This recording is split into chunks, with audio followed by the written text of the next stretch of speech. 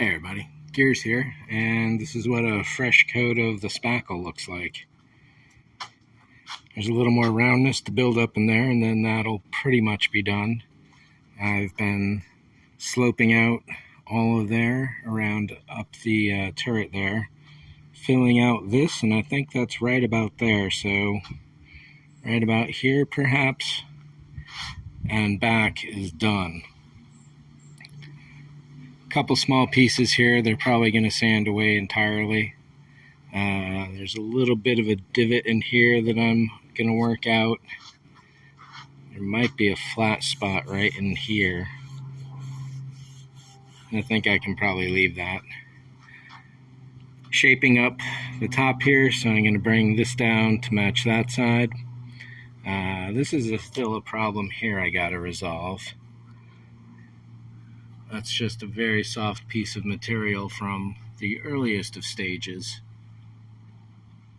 So either I'm going to have to raise up the turret. I got focus here. So I'm either going to have to raise up the turret to match the height of this, or I'm going to have to push this down to match the height of that. And I think I'm going to raise the inside of the turret just a little, then do a scoop of either Ava's epoxy or JB weld all around the edge to give a slight lip down.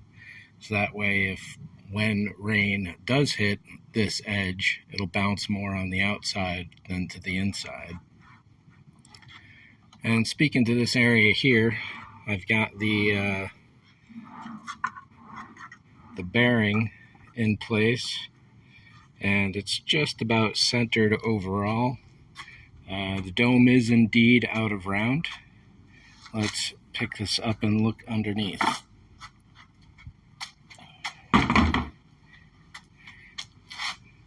So we got the bearing on top. These two 16-inch craft wheels. This little platform here, which doesn't have to be an empty circle, but this bottom one here is to prevent any overspill. The mold itself will only go up to here. So once it hits this wall, there's no more mold in there anyway. So these all have to be glued in place relative to each other, and then it just needs to be set in place relative to the dome, lifted off, and then set in place down there.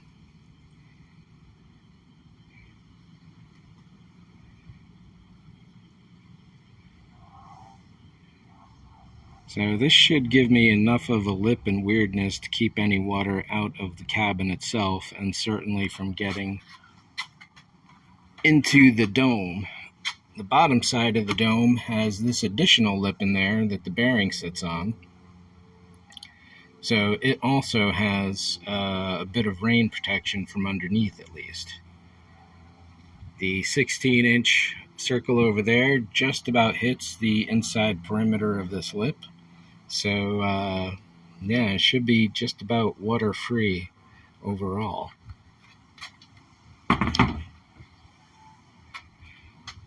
So this is definitely the shape. This is what I want, and it'll be probably a 3-piece mold, left, right, and then this centerpiece. Where exactly I cut that line, I don't know yet. We'll see about that when I get there.